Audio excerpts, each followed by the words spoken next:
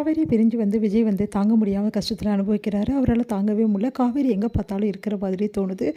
வீட்டில் வெளியே எல்லா இடமும் காவேரியாக அவருக்கு தெரிகிறாங்க. அதனால் காவேரி சொல்லிட்டு மனசு கஷ்டப்பட்டு விஜய் ரொம்ப லோன்லியாக ஃபீல் பண்ணிகிட்ருக்காரு. இந்த டைமில் தாத்தா பார்த்துட்டு பாட்டியும் பார்த்துட்டு மனசு கஷ்டப்படுறாங்க. இதனால் விஜயும் காவேரி ஒன்றா சேர்க்கணும், அதுக்கு ஏதாவது ஒரு முயற்சி பண்ணுங்கங்க அப்படின்னு சொல்லிட்டு பாட்டி தாத்தா கிட்ட சொல்லிட்டு இருக்காங்க. கூடிய சீக்கிரமே நான் போய் பார்க்குறேன்றாங்க. அவங்க வேறு வீடு காலி பண்ணிட்டு போயிட்டாங்க. இப்போ அவங்கள தேடி கண்டுபிடிக்கணும், அதெல்லாம் விசாரிச்சிடமா, அவங்க இருக்கிற இடம்லாம் எனக்கு தெரியும், நான் எப்படியும் பார்த்து பேசி காவேரி எப்படியாவது கூட்டிகிட்டு வரணும் அப்படின்னு சொல்லிட்டு பேசிகிட்டு இருக்காங்க. எப்படியும் நடக்காது, காவேரி இங்கே வரவே மாட்டா, எப்படியாவது வெண்லாக்கும் விஜய்க்கு கல்யாணம் பண்ணாமல் நான் விடவே மாட்டேன் அப்படின்னு சொல்லிட்டு ராகினி யோசிக்கிறாங்க. அதன்படி வெண்லா கிட்ட போயிட்டு இந்த மாதிரி விஜய்கிட்ட நீ க்ளோஸாக பழகு, விஜய்க்கு பழைய ஞாபகம்லாம் எடுத்துகிட்டு வா, இதுக்கப்புறம் காவேரி வரமாட்டா, நீ தான் அவரோட ஒய்ஃப் அப்படின்னு நம்மளாம் சொல்லி விட்டுறாங்க. அதனால் வெண்ணிலாவும் யோசிச்சுட்டு இருக்காங்க.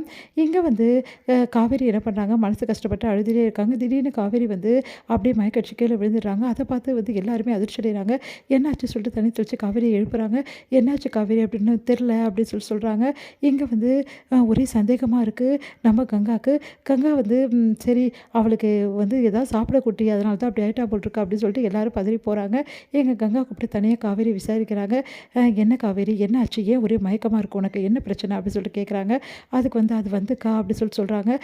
இப்போ நீ சொல்ல போறிய பிள்ளை தெரிலக்கா, எனக்கு ஏன் மயக்கம் வந்துச்சுன்னு தெரில, சரி சாப்பிட்டாதானே மயக்கம் வராமல் இருக்கும், நீ தான் சாப்பிடவே மாட்டேங்கிறியே, எப்போ பார்த்தாலும் விஜய் நினைப்போடு இருந்தால் எப்படி, சரிடி நான் உங்ககிட்ட ஒரு விஷயம் கேட்கணும் ரொம்ப நாள் நினச்சிட்டு இருந்தேன், இப்போ அது கேட்கணும்னு தோணுதுடி. இன்னொன்று என்னக்கா அப்படின்னோடனே, நீயும் விஜய் ஹஸ்பண்ட் ஒய்ஃபாக இருந்தீங்கல்ல, ஆமாம், சரிடி நீங்கள் நடிச்சிங்களா, உண்மையிலே ஹஸ்பண்ட் ஒய்ஃபாகவே இருந்தீங்களா அப்படின்னோடனே காவேரிக்கு தூக்கி வாரி போடுது. அக்கா என்ன கேட்க வரான்னு தெரியலையே அப்படின்னு சொல்லிட்டு யோசிக்கிறாங்க. சொல்லிடி, நான் சொல்கிறது உனக்கு புரியுது இல்லை அப்படின்னோடனே, புரியுதுக்கா சொல்லு, இப்போ உண்மை மட்டும் ஒரு வார்த்தை மட்டும் சொல்லிடாதடி, ஹஸ்பண்ட் ஒய்ஃபாக நாங்கள் வாழ்ந்துட்டோம்னு சொல்லிட்டு அப்புறம் அவ்வளோதான், அம்மா கிட்ட சமாளிக்கவே முடியாது அப்படின்னு உண்மையை சொல்லு அப்படின்னோடனே, ஐயோ அக்கா கிட்ட சொன்னால் என்ன நடக்க போகுது தெரியலையே அப்படின்னு சொல்லிட்டு யோசிக்கிறாங்க. இப்போ நீ உண்மையை சொல்லலை, இதுக்கப்புறமும் மறைச்சி வச்சா பெரிய பிரச்சனை ஆகிடும் காவேரி, உண்மையை சொல்லணுன்னே, சாரிக்கா அப்படின்னு சொல்லிட்டு கட்டிக்கிறாங்க. என்னடி என்ன ஆச்சு அப்படின்னோடனே, நானும் விஜயும் ஒரு நாள் வாழ்ந்துட்டோங்க்கா ஹஸ்பண்ட் ஒய்ஃபாக, எங்கள் லைஃப்பில் அந்த ஒரு நாள் மறக்க முடியாதுக்கா என்னால், நானும் அவரும் வாழ்ந்துட்டோக்கா அப்படின்னு சொல்லிட்டு பயங்கரமாக கதறி கயிறு அழறாங்க.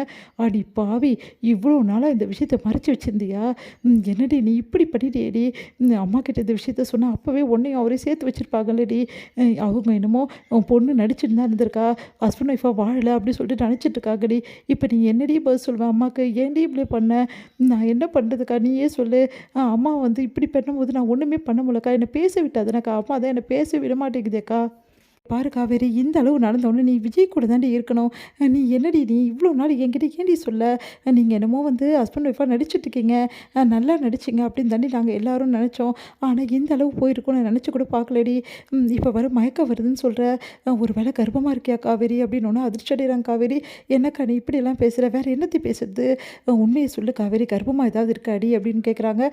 அதுக்கு காவேரி எதுவுமே சொல்ல மாட்டேங்கிற, என்னடி எதுவுமே சொல்ல மாட்டேங்கிற, எனக்கு தெரியலக்கா அப்படின்னு சொல்லிட்டு பயங்கரமாக கதறி கயிறு அழறாங்க. என்னடி நீ இப்படி நீ தலையில் கல்ல வாரி போடுற, எனக்கு ஒன்றுமே புரியலடி, என்னடி பண்ணுறது ஒன்றுமே புரியலையடி அப்படின்னு சொல்லிட்டு பயங்கரமாக அழறாங்க. சரிடி, வேறு வழியே கிடையாது, உன்னையும் விஜய் சேர்க்க வேண்டியது என்னோட பொறுப்பு, நீ கவலைப்படாத, விஜயும் நீ சேர்ந்து தாண்டி வாழணும், வேறு வழியே கிடையாது, புரியுதா, இதுக்கப்புறம் எந்த குழப்பமும் உனக்கு வேணாம், நீ குழம்பு நிற்கிறது விஜயை பற்றி யோசிக்கிறது இந்த கதையே வேணாம், இதுக்கப்புறம் நீ விஜய் தான் உன் புருஷன், நீ அவர் கூட தான் வாழ்ந்தாகணும், வேறு வழியே கிடையாது அப்படின்றாங்க. அக்கா எப்படிக்கா, அம்மாவை மீறலாம் போய் தான் ஆகணும், வேறு வழி கிடையாது, அதுக்கு என்னென்னு யோசிப்போம், புரியுதா அப்படி சொல்லிட்டு சொல்கிறாங்க.